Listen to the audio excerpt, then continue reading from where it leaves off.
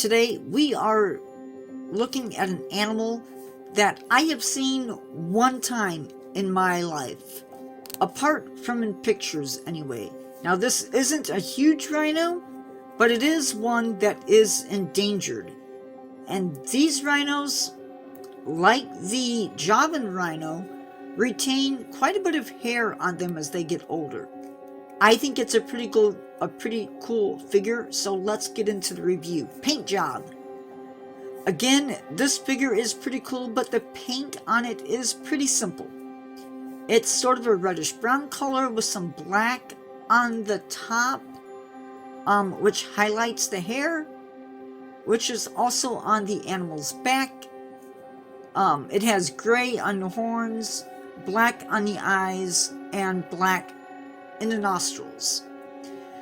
The paint job on this guy gets a solid 10 out of 10 from me. And with that, let's move on into the sculpt. Now the sculpt for this figure makes me envision this large mammal walking through the rainforest as it forages for food.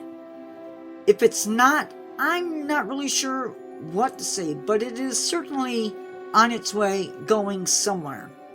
I love the texture on the back and along the sides and spots. It goes to show off just how hairy these rhinos can be. The horns look pretty perfect too. I'm going to give it a 10 out of 10 for sculpt. Realism. It's been a while since I've seen a live Sumatran Rhino. I guess my memory isn't the greatest, and yet it looks really good. I have to say that when it comes to my collection, this figure makes me smile. I guess because in real life, this animal is critically endangered, so I may never get a chance to see a real one again except for in pictures. I'm giving this animal a 10 out of 10. There is much that I don't know about this animal or other animals. The knowledge I have is good or great, but it's not perfect.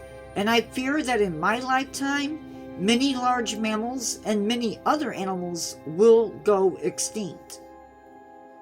This animal figure, while just a toy, symbolizes an animal that in my lifetime or in the lifetime of the kids who are currently playing with these toys may live in a world where this animal no longer exists. Anyway, this is me saying see you in the next one. Goodbye.